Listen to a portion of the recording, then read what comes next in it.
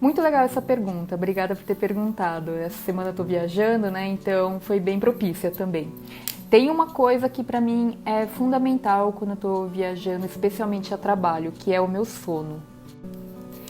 E é assim, então eu procuro sempre dormir no meu horário, meu sono vira prioridade mesmo, sabe? Então assim, eu para ficar bem, eu preciso dormir de 6 a 8 horas toda noite, de preferência 7 horas e meia. Então, na prática, isso significa que eu procuro ir dormir mais cedo, aproveitando que nesse momento eu tô sozinha, não viajei com a minha família, então eu tô sozinha, eu tenho essa possibilidade de ajustar a rotina, ter autonomia sobre a minha rotina, eu já me programo para ir dormir mais cedo. E eu não faço programas de noite, assim, se alguém me chama para sair, o pessoal do grupo aqui que eu tô vai jantar, que é o que tá acontecendo agora enquanto eu tô gravando aqui. Não, eu venho pro meu quarto do hotel descansar para eu ficar bem no dia seguinte. Então, é manter essa rotina de sono e manter ao máximo a minha rotina normal de quando eu estou em casa. Então, por isso eu transformo o quarto do hotel numa filial, assim, da minha casa.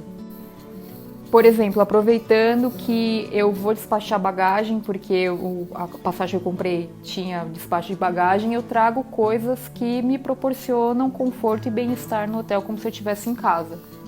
Então toda a minha rotina matinal, eu trouxe meu tapetinho de yoga, eu trouxe meus óleozinhos para fazer automassagem, eu trago tudo o que me proporciona mesmo, assim, meus livros para fazer leitura, para manter a minha rotina o mais fiel possível à rotina original.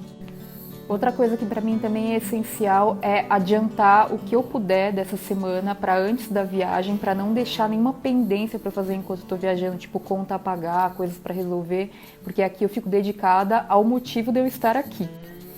E assim, só para complementar, eu acho que vale a pena dizer que eu procuro deixar os dias de viagem mesmo, do deslocamento, do voo livres, eu não agendo nada nem de manhã, nem de noite, nem nada, para conseguir não ficar na correria, isso é importante. E assim, só para complementar, eu acho que vale a pena dizer que eu procuro deixar os dias de viagem mesmo, do deslocamento, do voo livres, eu não agendo nada nem de manhã, nem de noite, nem nada, para conseguir não ficar na correria, isso é importante. Então assim, eu trago a minha lancheirinha, eu trago lanches para eu não correr o risco de ficar com fome e não ter o que comer por aqui. Eu já pesquiso os restaurantes, uso muito o iFood, inclusive pedi iFood hoje para não ter que sair para comer fora. Então, toda essa comunidade. A palavra foi comodidade no último story, né? Então é isso mesmo, eu tento deixar a viagem o mais tranquila possível e focar no meu descanso, no meu sono e na minha alimentação. E focar no que eu tô fazendo aqui, não em outras coisas. Olha, não sou a pessoa mais especialista para responder sobre isso, porque não sou professora nem tenho formação em yoga, mas por tudo que eu já li, o indicado é que você esteja em jejum, porque você faz vários movimentos lá que se você tiver de barriga cheia pode dar ruim. Particularmente eu tenho praticado dentro de uma rotina de Ayurveda, então eu faço logo pela manhã e no final da tarde, e aí eu como depois. Então assim, eu faço a minha prática de yoga e eu tomo banho, tomo café da manhã ou depois eu janto. E assim, só para pontuar, eu acho que essa recomendação é muito acertada, porque se você tiver com a bexiga cheia ou com o estômago cheio, pode ser bem ruim você fazer algumas posições do yoga, né? Então eu acho que é com o estômago vazio, mas vale a pena consultar um especialista. Essa pergunta é legal porque assim, na verdade, eu já crio conteúdo há muito tempo. Eu tenho o blog Vida Organizada desde 2006 e antes dele eu já tive outros blogs sobre outros assuntos. Então já faz bastante tempo, então já tem muita coisa feita. Então assim, basicamente eu tenho temas que eu abordo e aí eu vou vendo se esse tema já foi abordado em diferentes formatos, com diferentes abordagens, porque o mesmo tema eu posso conversar com outras pessoas para pegar experiências. No Instagram é diferente de fazer para o YouTube. Mas o mais legal de tudo é que eu construo uma narrativa. Então, a diferença entre um blog e uma rede social de uma pessoa para um portal, por exemplo, de notícias, é a minha narrativa, sou eu, é a minha história sendo contada com esse tema. O que eu estou querendo dizer, então, é que o que eu escrevi, por exemplo, sobre maternidade quando eu estava grávida é diferente do que eu escrevi quando meu filho nasceu, quando ele tinha 2 anos, 3, 5 e agora quase 10. Então, os temas são infinitos praticamente, porque a vida é assim. Fora que eu sempre pergunto aqui pra vocês, eu faço questão, eu pergunto aqui, pergunto no blog, no YouTube, tudo que vocês deixam de comentário eu uso como inspiração para temas, porque eu sei que é isso que vocês precisam saber. Então, nossa gente, é realmente infinito. E assim, sério, essa é a importância de você ser completamente apaixonado pelo que você fala e escreve. Porque assim você vê esse tema, eu vejo em tudo, no dia a dia, conversando, esperando para entrar na dentista, eu vejo algo de organização que me dá vontade de compartilhar com vocês. E aí, assim, só para finalizar essa resposta, para não ficar muito longa, eu costumo sempre detalhar bastante, assim, quando os conteúdos são mais densos, e aí eu vou quebrando esses conteúdos mais densos em posts, imagens e conteúdos menores. Acho que facilita também. Então, eu trabalhava em uma agência de publicidade, eu estava no último ano da faculdade conciliando o TCC com uma promoção na agência, eu tinha acabado de virar coordenadora de projetos e estava enlouquecendo tendo que cuidar da minha organização e da organização da equipe. Aí eu comecei a procurar dicas, métodos e técnicas de produtividade, até que eu vi a referência à GTD em vários lugares, descobri que tinha um livro, eu não preciso de desculpa nenhuma para comprar o livro, então foi ótimo ir lá e comprar o livro do GTD. Naquela época a gente não tinha Facebook, a gente não tinha grupos como a gente tem hoje em dia, não tinha nem a Call Daniel, que é a franquia, não tinha nada assim de referência. Era eu, o livro e eu. Então eu comecei a ler e implementar do meu jeito ali, do jeito que eu aprendi. E aí foi bem legal porque mesmo implementando sem orientação, ou seja, só com o livro mesmo, eu já vi resultados imediatos que fizeram toda a diferença na minha vida e dali eu não parei mais. Fiquei completamente apaixonada pelo método e não parei mais mesmo. Queria que meu marido estivesse aqui para responder a sua pergunta, porque essa sempre foi uma questão lá em casa até o momento que ele simplesmente aceitou, amiga. Então é isso, sabe? Faz parte da minha vida, é uma coisa muito importante para mim, mas eu vou dar algumas dicas. Meu marido, ele não gosta de pó, a gente tem o Paul, nosso filho, ele tem problema respiratório, então a gente tem toda essa questão com pó. Então, assim, eu me comprometi a sempre cuidar muito bem dos meus livros para que não juntem pó e a gente não acumula em lugares de uso coletivo. Então, lá em casa, os meus livros, a minha estante, as minhas duas estantes, no caso, hoje em dia, ficam no meu home office, que é um lugar que basicamente só eu tenho acesso e fico trabalhando. Eu tenho livros no quarto, na cozinha e na sala, mas aí são bem pouquinhos, aí não causam nenhum tipo de atrito. E aí, respondendo a outra parte da sua pergunta, que é como limpar. Assim, eu tenho uma relação muito apaixonada com os meus livros, então toda semana, mais de uma vez, eu passo espanador, toda vez que eu pego um livro na mão, eu passo um pano úmido, limpo ele, vivo limpando e cuidando dos meus livros. Eu acho que não apenas os livros, mas qualquer coleção que você tenha, se você não cuidar, ela acaba virando tralha. E aí não é mais coleção, aí é coisa para você repensar se ainda faz sentido para você. Mas se você curte, você vai acabar cuidando, por isso que é bom ter poucas. Obrigada por ter lido todos os livros e o próximo livro que eu já estou escrevendo é sobre organização dos estudos, especialmente com o tema da universidade pessoal, que eu sou completamente apaixonada. Ótima pergunta. É muito engraçado que quando você começa nessa trajetória do veganismo, você acaba influenciando várias pessoas ao seu redor. Então, depois que eu virei, o Paul, nosso filhote, ele falou que ele quer também, mas só quando ele melhorar a qualidade da alimentação dele. Então, assim, eu tenho uma alimentação super natureba, mas o meu paladar é um pouco diferente do dele. Meu marido ainda está acostumando, já vou falar sobre o meu marido. Mas o Paul, assim, ele tem que comer mais legumes e se alimentar com um pouco mais de complexidade para virar mesmo. Então, assim, apesar de eu ser mãe dele, eu não quero forçar nada. Então, ele come lá o franguinho dele, tudo. O que a gente faz é trazer a melhor alimentação possível. Então, a gente compra carne orgânica para ele nesses casos, né? Eu sou vegana por questões éticas e outras relacionadas, mas essencialmente ética. E o meu marido, ele vendo os resultados que eu tive essencialmente na minha saúde, ele também quis virar vegetariano. No momento, ele tá ovo-lacto vegetariano. Então, assim, por exemplo, para ele consegue comer uma pizza de mussarela, por exemplo, eu não como, então para ele é um pouco mais fácil. E no caso dele, ele virou pela questão da saúde, realmente. Foi essa a questão principal. O que foi muito legal é que a minha mãe, apesar de não morar com a gente, ela acabou virando vegana também, que foi uma coisa que ela falou que ela sempre quis ser, que ela já tinha tentado, já tinha umas fases vegetarianas, e daí ela acabou virando. A gente fica trocando receitas, é bem legal. Mas é bem legal porque todo mundo na família ao nosso redor acaba fazendo perguntas e eu sempre falo, gente, você economiza horrores no mercado e sua saúde melhora 300%. Isso mata o argumento de qualquer um contra. Cara, sem demagogia, é o simples fato de estar viva. Eu já passei por várias situações de achar que, de verdade, que eu ia morrer, enfim, assunto para outros vídeos, assim. O fato de estar viva me faz querer viver cada dia em sua plenitude. Tanta gente numa cama de hospital, tanta gente que não tem mobilidade, tanta gente que está presa, tanta gente que por qualquer motivo não consegue sair da cama, tanta gente com depressão. Então, o fato de eu poder sair da cama e ajudar outras pessoas me motiva. E aí eu acho que vale a pena falar que uma das melhores formas de você se motivar para acordar cedo ou para acordar at all é você ter algo muito legal para você fazer. Então tenta se programar para ter algo legal para fazer no dia seguinte, isso pode ajudar. Tá aí uma excelente pergunta que eu não sei se eu consigo responder assim em tão pouco tempo. Mas a primeira coisa que me vem à mente foi lembrar que eu lia todos os dias. Nunca deixava acumular leitura, todo dia eu estava lendo alguma coisa. Assim, em termos de arquivos, é o padrão, gente, Evernote, é o que eu uso para tudo, com exceções. Quando algo não cabe no Evernote, eu coloco em outro lugar, tipo Dropbox, Google Drive. Mas de modo geral eu organizo tudo, especialmente texto assim, no Evernote. Uma coisa que foi um auto-engano é que eu achei que no mestrado eu ia usar bastante a biblioteca e não ia comprar mais livros. Só que eu acabei comprando os livros que eu queria ter na minha biblioteca porque eu gosto de interagir com o livro, sublinhar, fazer anotações, enfim. Não gastei menos. Aí assim, eu acabava às vezes comprando os livros que eram interessantes para minha pesquisa, então eu sabia que ia usar bastante, e também aqueles que eu achava que seriam interessantes para pesquisas no futuro e outras coisas, porque eu prefiro ler no livro do que ficar tirando cópia, imprimindo artigo, enfim. E eu tenho bastante dificuldade de me concentrar lendo texto longo e acadêmico no computador, ou no tablet, ou no celular, então os textos mais importantes que eu precisava trabalhar eu imprimia, mas depois eu usava as folhas como rascunho.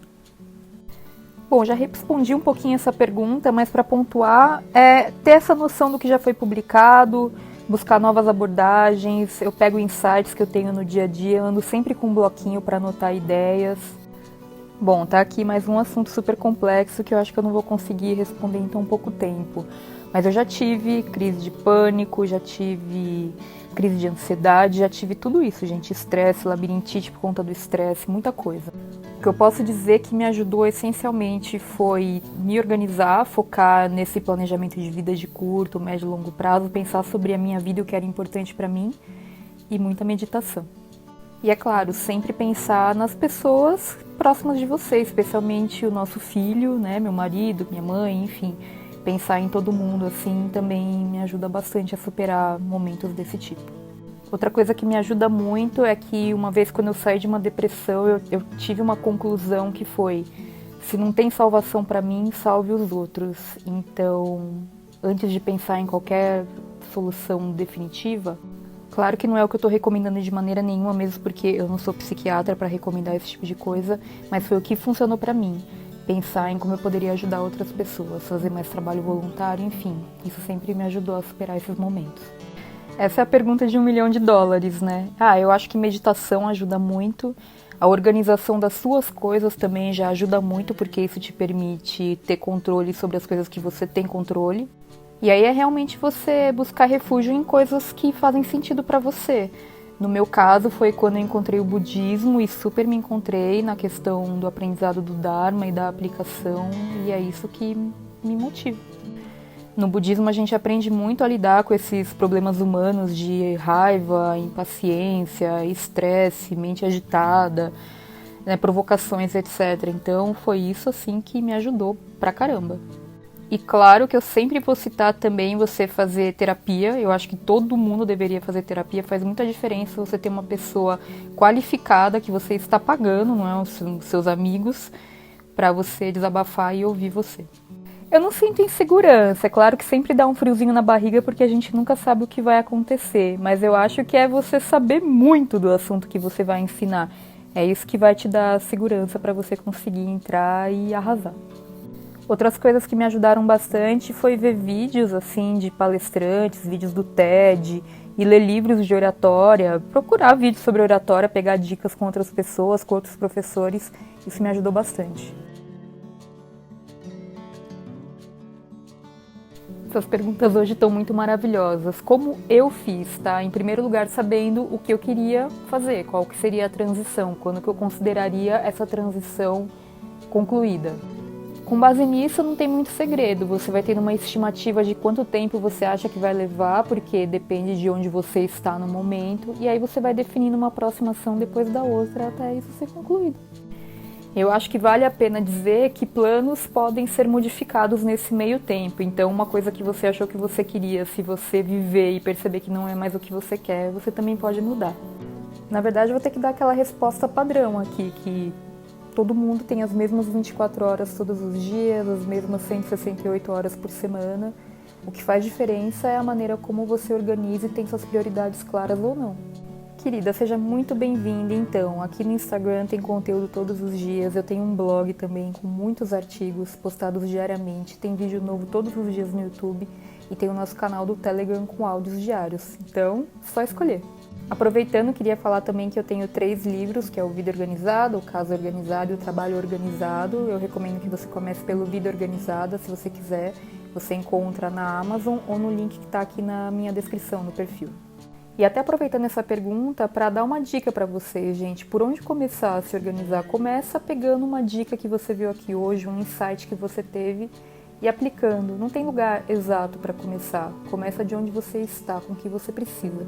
Bom, vamos lá. Para quem não sabe do que se trata essa pergunta, eu tenho um post no blog, eu pretendo fazer outros conteúdos sobre isso, onde eu explico um pouquinho como é a minha rotina diária com base em blocos de tempo, que na verdade são contextos. E assim como eu falei no blog, e eu repito aqui, não se trata de um horário específico, mas sim de uma sequência de atividades. Então são atividades que eu faço todos os dias. Se por acaso eu não puder fazer alguma dessas atividades, eu tenho o planejamento da semana, que eu faço semanalmente, e aí se eu vejo que vai acontecer algo desse tipo, eu procuro antecipar ou deixo para fazer nos dias que eu vou estar na minha rotina normal de trabalho. Basicamente isso.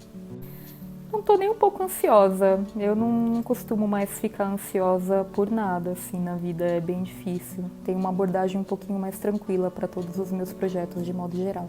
Mais uma vez, a organização ajuda a gente, né? Então é saber identificar quando você está nesses momentos e, acima de tudo, respeitar o seu ciclo feminino, os seus hormônios, e a alimentação ajuda bastante também. Então vale a pena consultar um profissional e implementar.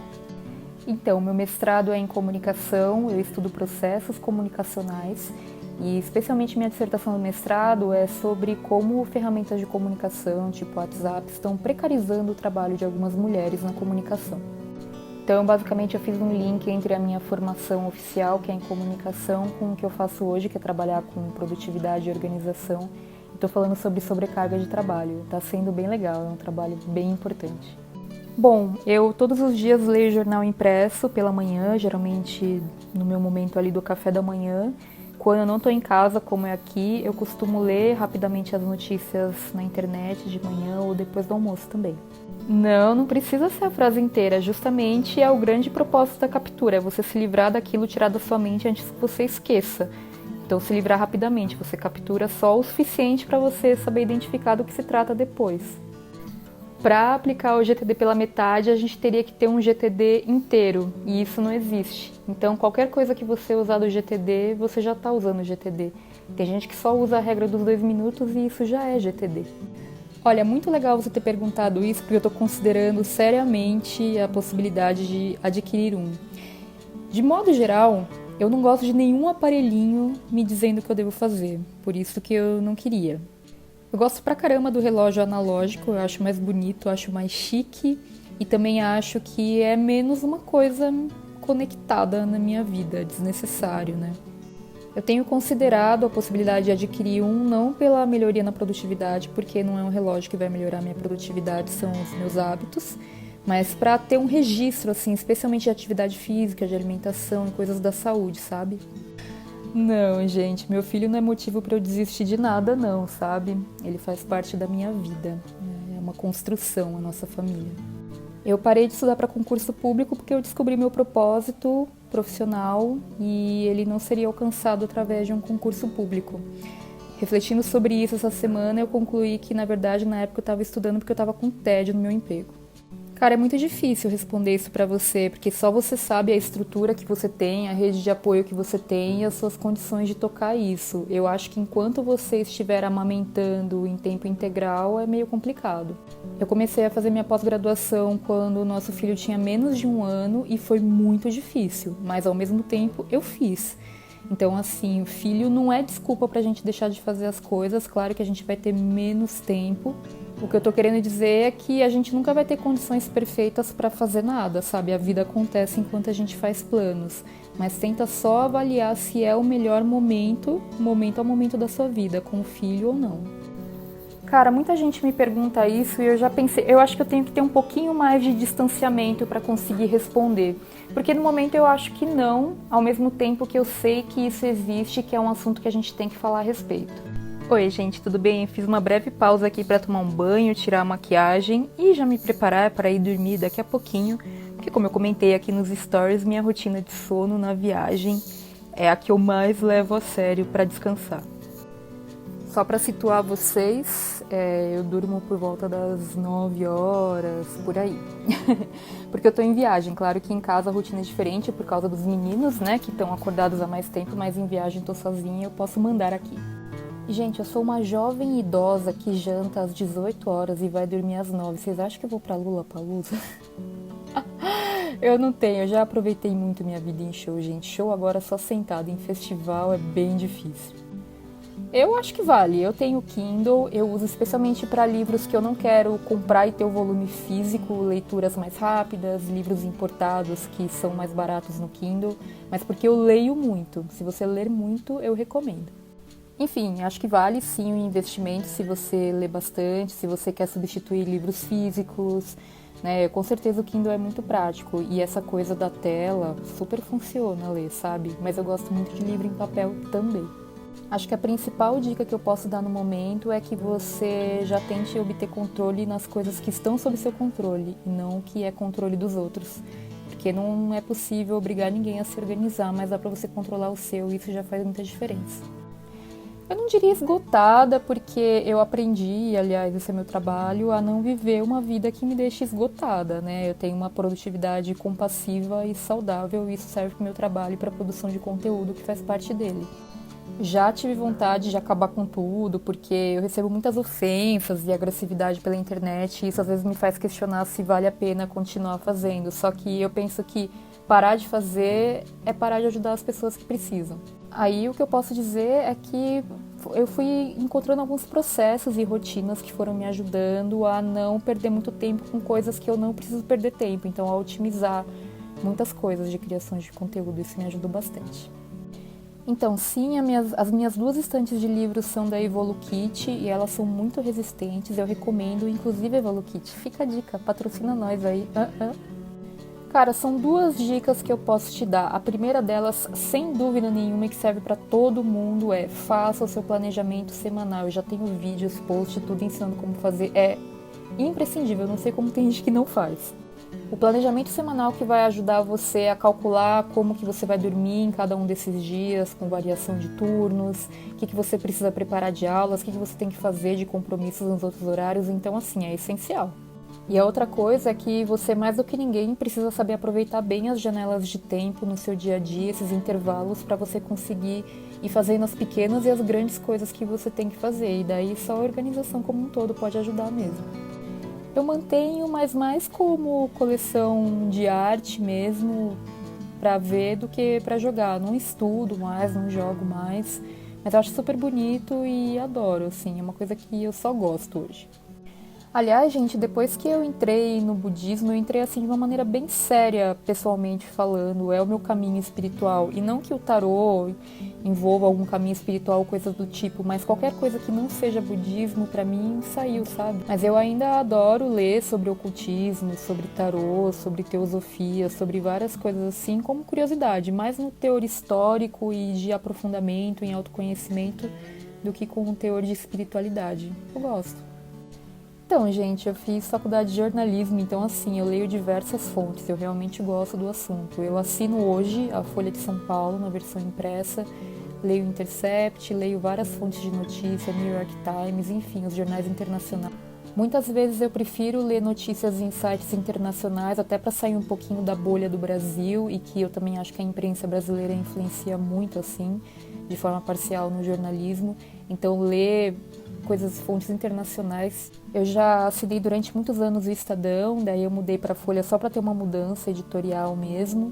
E eu adoro ler o jornal impresso porque não tem comentários, em primeiro lugar, é uma forma de desconexão no dia a dia e eu adoro ler as colunas também. Então, não sei se entendi direito a pergunta, mas acho que você está querendo dizer um bullet journal personalizado do Vida Organizada, é isso? Se for, então veja o próximo story. Então, gente, fazer isso iria um pouco contra o método, porque o grande negócio do Bullet Journal é que você monta aquilo personalizado de acordo com as suas necessidades. Se eu lançasse algo, teria que ser um planner, não um Bullet Journal, que ele é personalizado. Obrigada pela ideia, mas no momento eu não estou fazendo palestras porque eu não vejo sentido palestrar em um evento para 100, 1.000 ou 10.000 pessoas, sendo que eu converso aqui com quase 100.000 pessoas no Instagram, no YouTube, enfim. Não me entendam mal, acho super legal fazer palestra, eu fiz isso nos últimos 10 anos, praticamente muito. Palestrei ano passado num evento em Amsterdã, enfim, eu gosto, mas me tirar da minha rotina com meu filho custa muito. Cara, não tem isso. Cada rede social tem seu público. Tem gente que me acompanha aqui que não me acompanha no blog, não me acompanha no YouTube. Então, cada rede tem a sua dinâmica. É conhecer o que seu público precisa e oferecer soluções de acordo com os recursos. Tem conteúdo que funciona melhor em vídeo, tem conteúdo que funciona melhor em texto, outros com imagens, infográficos. Então, depende muito do que precisa e de cada recurso que cada rede oferece. E eu busco aquilo que é melhor para vocês. Sim, eu comprei um tênis Nike que eu queria, que é caro, e depois o meu pé inchou, sei lá, acho que no dia ele tava murcho e aí me machucou. Mas aí a boa notícia é que ele vai ficar pro pouco que tá calçando quase o mesmo que eu. Essa pergunta é bem legal, porque na verdade eu estudo comunicação, assim, na vida acadêmica, e também o que eu faço é criação de conteúdo. Então, na verdade, assim, muita coisa ficou desatualizada, mas eu nunca parei de me capacitar, então eu uso bastante coisa, assim. Boa pergunta. Geralmente ou eu medito no centro budista, que sempre tem alguém ali guiando, ou eu faço uma meditação guiada, que acabou, ou então eu medito sem pressa e medito quanto eu quiser. Mas já faz alguns anos que eu também tenho no celular um aplicativo chamado Insight Timer, que tem um timer muito bonitinho, que tem um sininho e que me ajuda a controlar o tempo da meditação quando eu quero controlar esse tempo, então é o que eu recomendo. Eu acho curiosa essa pergunta, mas eu também já pensei nisso, antes de eu aprender como lidar. De fato, assim, atender seu chefe é uma das maiores prioridades, se não a mais prioritária tarefa do seu trabalho, né? Uma dica que eu posso dar é você reconhecer os hábitos do seu chefe ou da sua chefe, né? Uma vez eu trabalhei em um lugar que a minha chefe, ela costumava no final da tarde começar a chamar as pessoas na sala dela para perguntar o status dos projetos. Praticamente todo dia era assim. Aí já sabendo disso, o que eu fazia? Tudo o que eu precisava fazer mesmo, assim, eu já adiantava pela manhã e deixava o restante da tarde sempre que possível livre, porque se ela me chamasse isso não impactava tanto ali a minha rotina e sempre funcionou muito bem. Então, eu já pensei sobre isso, mas as redes sociais são tão efêmeras, né, que uma pessoa que está vendo aqui agora provavelmente não vai ver o conteúdo amanhã, então faz parte. Quando você se propõe a ter um papel educacional, isso faz parte mesmo. O que eu procuro sempre fazer, então, é replicar as ideias dos conteúdos em diferentes formatos, como eu falei aqui em outros stories anteriores, porque assim eu garanto que em todos os canais o mesmo conteúdo foi explicado, mesmo que de formas diferentes. O planner é uma agenda para quem tem preguiça. Não, sem brincadeira agora. Os planners, eles têm formatos fixos e eles são muito bons para quem está começando a se organizar e não tem nenhum método pessoal ou de terceiros para se organizar. Mas uma vez que você começa a se organizar, ele acaba não tendo muito sentido, porque conversando com vários alunos, amigos, mentorandos, enfim, a gente chega sempre à mesma conclusão, que à medida que você vai aprendendo a ter o seu processo pessoal de organização, não cabe mais um formato fixo que alguém impõe para você como você deve se organizar, sabe? A coisa mais importante da sua rotina é a consistência. Então, não tem essa de você repor o horário nas férias, repor o horário de sono nos finais de semana. Todos os dias dormir e acordar mais ou menos no mesmo horário. Algumas pessoas já acham isso radical. Para mim, radical é você brincar com o seu organismo desse jeito, especialmente à medida que você vai ficando mais velho, de cada hora acordar num horário. Isso mexe pra caramba com o metabolismo, as pessoas ficam até doentes por causa de jet lag e tudo. Agora, se você realmente fez isso, pra mim não tem muito segredo. No primeiro dia você coloca lá o despertador no horário que você tem que acordar e aí na noite você já vai dormir num horário mais adequado, até acostumar. Bom, nos últimos anos eu trabalhei pra caramba de finais de semana, eu folgava durante a semana e ministrava cursos de final de semana. E aí a partir desse ano eu falei, não vou mais fazer isso, eu vou focar mais no online, não vou mais fazer cursos aos finais de semana. Assim, o que eu costumo fazer, na verdade, então, é aproveitar ao máximo o tempo com os meus meninos. Às vezes a minha mãe, que mora em outra cidade, vem para São Paulo também, ficar com a gente. Gosto de passear, especialmente se for ao ar livre, na natureza. E, como meu marido é músico, muitas vezes ele faz show de sábado e aí ele dorme até mais tarde no domingo. E o Paul não acorda tão cedo também, então eu gosto de aproveitar pelo menos domingo de manhã para ser só meu, faço minha revisão semanal, enfim, é bem gostoso. Outra coisa que eu gosto de fazer aos domingos é ir à feira, feira livre, adoro, gosto muito assim, prefiro mil vezes do que mercado em qualquer outro lugar. Às vezes a gente vai no cinema, às vezes a gente vai passear, às vezes a gente come uma pizza à noite. Bom, aí você tem que saber qual é a experiência necessária e investir nessa capacitação. Eu acho que o mais difícil numa transição de carreira é você aceitar que muitas vezes você vai recomeçar do zero em outra profissão. Às vezes isso é difícil. São muitos pontos aqui, né? O primeiro é, suas ações estão claras o suficiente? Porque às vezes se elas não estiverem claras o suficiente, você não sabe exatamente o que você tem que fazer. Esse é o primeiro ponto. Depois, você tem real motivação para fazer essas coisas? Porque assim, se forem coisas que você não tá nem aí, que você não quer, você nunca vai conseguir fazer. E deixa quieto, let it go. Nossa, eu tenho recebido muito comentário como esse, assim. Eu acho que concursos públicos sempre vão ter, gente. A gente tem às vezes entre safras, assim. Mas continue estudando. Aproveita que não tá tendo para você fortalecer seus estudos. Então, hoje em dia, como isso faz parte do meu trabalho, eu me organizo para isso, né? Então, por exemplo, hoje, para responder essas perguntas, eu bloqueei 2 horas na minha agenda para poder responder as perguntas de vocês. Obrigada, fico muito feliz de receber esse tipo de comentário, porque assim, eu não tenho formação nenhuma, eu só gosto de moda, mas eu acho que foi um processo de autodescoberta, de autoconhecimento com o passar dos anos. Acho que o que pode ajudar é você ir montando alguns painéis de referência no Pinterest ou salvando algumas imagens no Instagram de pessoas que você gosta e aos pouquinhos você ir descobrindo o seu estilo e as peças que compõem o estilo que você tem.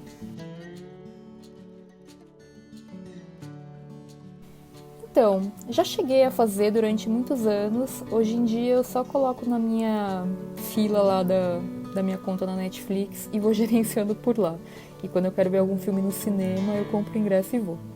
Olha, eu acho que eu prefiro focar naquilo que eles têm em comum entre eles, porque diferenças todos têm, por isso que são métodos diferentes, são muitas diferenças para poder pontuar, tem que conhecer cada método e entender.